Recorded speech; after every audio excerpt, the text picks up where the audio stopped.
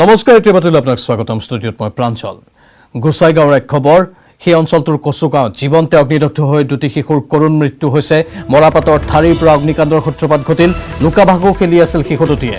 জীৱন্তে অগ্নিদগ্ধ শিশু দুটি আৰ্চিনা কিস্কু আৰু মণিৰাম হেমব্ৰম। কচুগাঁৱৰ নয়ানগৰ গাঁৱত ঘটিল এই শোকাবহ ঘটনাটো। আমি পুনৰবাৰ আপোনালোকক জনাইছো, গোসাইগাঁও কচুগাঁৱত জীৱন্তে অগ্নিদগ্ধ হৈ দুটি শিশুৰ কৰুণ মৃত্যু হৈছে। মৰাপাটৰ ঠাৰিৰ পৰা অগ্নিকাণ্ডৰ সূত্ৰপাত ঘটে। লুকা ভাকু খেলি আছিল শিশু দুটিয়ে। জীৱন্তে অগ্নিদগ্ধ শিশু দুটি আৰ্চিনা কিস্কু, মণিৰাম হেমব্ৰম। কচুগাঁৱৰ নয়ানগৰ গাঁৱত এই শোকাবহ ঘটনাটো সংঘটিত হয়।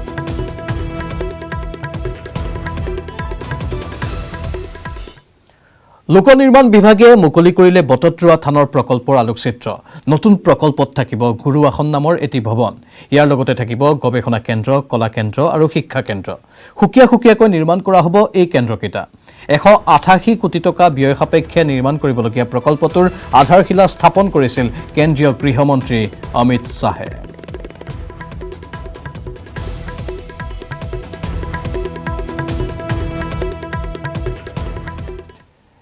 গৰাকীবিহীন ঘৰত চুৰি কৰিবলৈ গৈ চোৰৰ লাগিল কেনা।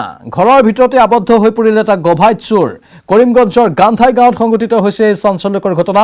ঘৰৰ গৰাকী উপস্থিত হোৱাৰ উমান পাই দুৱাৰ খিৰিকী বন্ধ কৰি ঘৰৰ ভিতৰতে নিজকে আবদ্ধ কৰে চোৰটোৱে।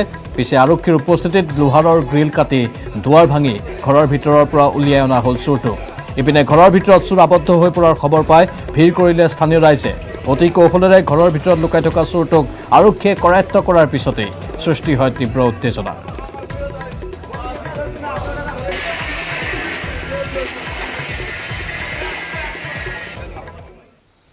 এবাৰ শিক্ষাৰ্থীলৈ নৱবৰ্ষৰ উপহাৰ ৰাজ্য চৰকাৰৰ। অষ্টমৰ পৰা দশম শ্ৰেণীৰ ছাত্ৰীলৈ দৈনিক 100 টকাকৈ জলপানী আগবঢ়োৱা হৈছে। শিৱসাগৰত এই ঘোষণা কৰে শিক্ষামন্ত্ৰীয়ে। ছোৱালীৰ শিক্ষাৰ প্ৰচাৰৰ বাবে ৰাজ্য চৰকাৰৰ এয়া বিশেষ পদক্ষেপ। কলেজৰ শিক্ষাৰ্থীলৈ 1500 টকাৰ এককালীন জলপানী। বিশ্ববিদ্যালয়ৰ শিক্ষাৰ্থীক প্ৰদান কৰা হ'ব 2000 টকাৰ এককালীন জলপানী। কিতাপ ক্ৰয়ৰ বাবে ৰাজ্য চৰকাৰে প্ৰদান কৰিব এই জলপানী।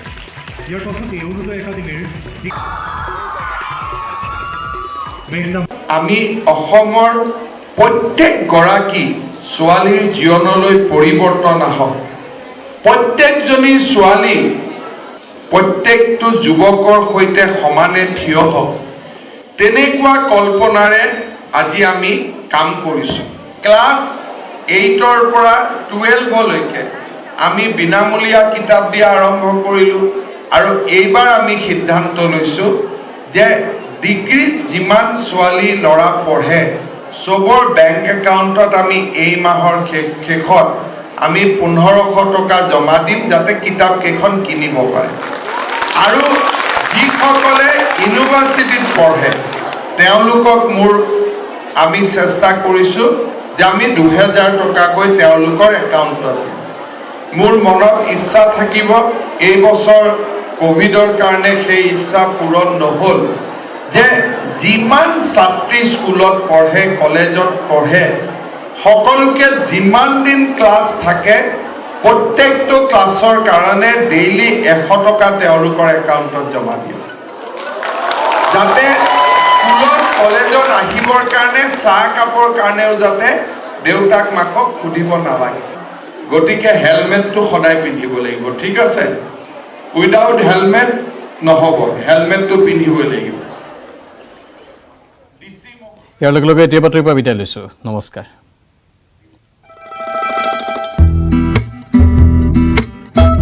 এইটো সপ্তাহৰ